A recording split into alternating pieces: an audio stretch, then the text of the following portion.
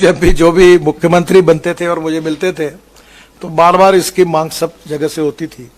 तो आज मैं घोषणा कर रहा हूं कि ऐतिहासिक मुगल रोड जो है जम्मू जिले के पूंछ से दक्षिण कश्मीर में शोपिया को जोड़ता है, तो 6,842 करोड़ की लागत से 60 किलोमीटर 2 लेन प्योर शोल्डर मार्ग तथा 10 किलोमीटर 2 लेन प्योर शोल्डर मार्ग की टनल बनाई जाएगी।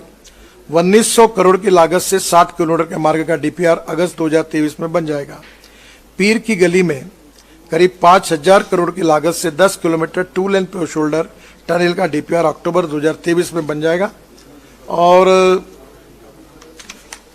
ये मार्ग सर्दी के मौसम में बंद हो जाता है, जिसमें लोगों को बहुत तकलीफ होती है।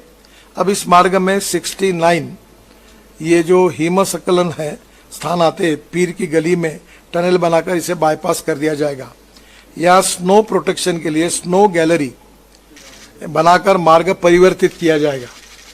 इस मार्ग और टनल निर्माण से मुगल रोड के में ऑल वेदर कनेक्टिविटी पूरे साल भर ये पोर्ट उपयोग में आएगा।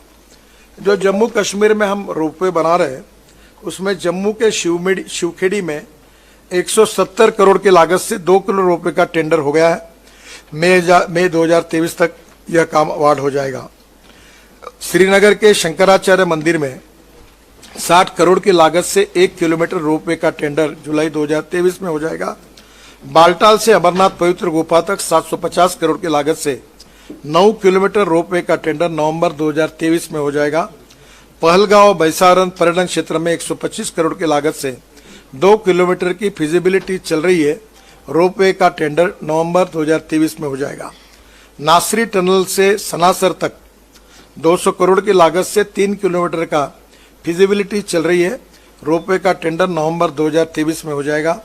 भद्रवा में सोजर पर्यटन क्षेत्र में 375 करोड़ की लागत से 7 किलोमीटर रोपवे का निर्माण कार्य इसका टेंडर हो गया है, ये 2023 तक पूरा हो जाएगा। एक महत्वपूर्ण बात आपको बताता हूं जिसकी मुझे आज बहुत खुशी हुई रही है कि कश्मीर से कन्याकुमारी तक रोड बनाने की बात ये हमारा एक सपना था। अभी हिमाचल प्रदेश के मनाली से रोहतांग पास जो है ऊपर जाने के लिए 3.5 घंटे लगते थे। अभी वहाँ हमने अटल टनल बनाई जिससे 8 मिनट में हम बाहर आते हैं। और वहाँ से आने के बाद लद्दाख और लेह तक हम लोग 4